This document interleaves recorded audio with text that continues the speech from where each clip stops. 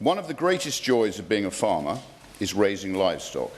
You see them born, you feed them, you watch them grow, you care for them. And when their time comes, you want that end to be swift, calm, dignified and painless. Right now, today, all across the country in abattoirs, we're allowing vile practices that would turn the stomach of any decent person, all in the name of religious exemption. No bolt to the brain, no stunning, no anaesthetic, a blade, a deep crushing cut across the throat. The animal does not die instantly. It thrashes, it gasps, it panics. It feels everything. That's a minute of pure agony while the blood pours from its body. No sedation, no stunning, just raw terror and suffocation. As a farmer, I would rightly be prosecuted for treating our animals like that. But in the abattoir, it's legal under religious exemption. It's two-tier slaughter. Instead of an instant painless death, these poor beings are being put through the most unimaginable pain, all in the name of religion. This isn't farming, it's torture. And the British people have no idea that this is happening. Because supermarkets don't label it, restaurants don't mention it, and schools don't highlight it. And politicians in these buildings are too terrified to mention it, out of fear of upsetting the religious minorities. I'm afraid I don't care. It's about animal welfare. Millions of Brits are eating halal meat against their will and without their knowledge, due to our deceitful labelling system.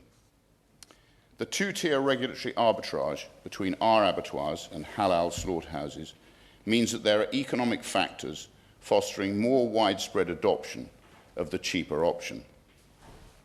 That means halal meat is seeping into the food chain, and the consumer is unwittingly eating it. I will give way. The honourable member mentions halal meat. Is the same position for kosher meat? Does he adopt the same position? I do. I cover that at the end of my speech. Thank you for your intervention. We're all eating halal meat without knowing it. You are all eating halal meat without knowing it. I find that morally repugnant. We should ban non-stun slaughter, we should ban halal slaughter, and we should ban kosher slaughter. I will give way.